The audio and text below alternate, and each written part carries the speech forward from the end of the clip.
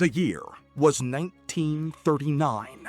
The world stood on a precipice, unaware that the coming 6 years would redefine the course of human history.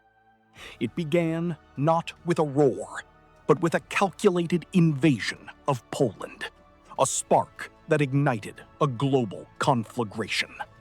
From the hedgerows of France to the frozen wastes of Stalingrad and the humid jungles of the Pacific, World War II was a conflict of unprecedented scale, where the very soul of civilization hung in the balance. In the early years, the Axis powers seemed unstoppable.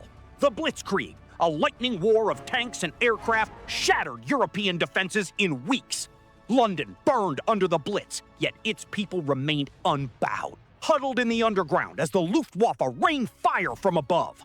Across the Atlantic, a great arsenal of democracy was awakening, but it would take a day of infamy at Pearl Harbor to fully thrust the United States into the fray.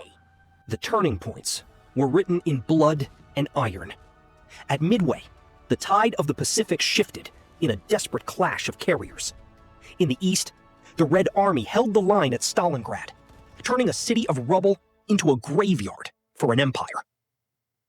Then came D-Day, the longest day, where thousands of young men stormed the beaches of Normandy under a hail of lead, beginning the slow, agonizing liberation of Western Europe. But this was not just a war of soldiers. It was a war of science and industrial might. Factories hummed 24/7, staffed by millions of women who proved that the home front was just as vital as the front lines. Codes were broken in secret rooms at Bletchley Park and in the hidden laboratories of the Manhattan Project.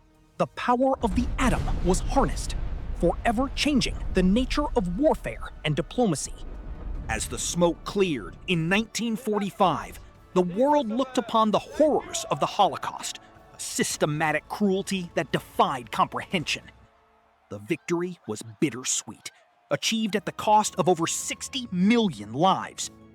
From the ruins rose a new world order, the United Nations, and the chilling dawn of the Cold War. We remember this era not just for its battles, but for the resilience of the human spirit and the heavy price of freedom.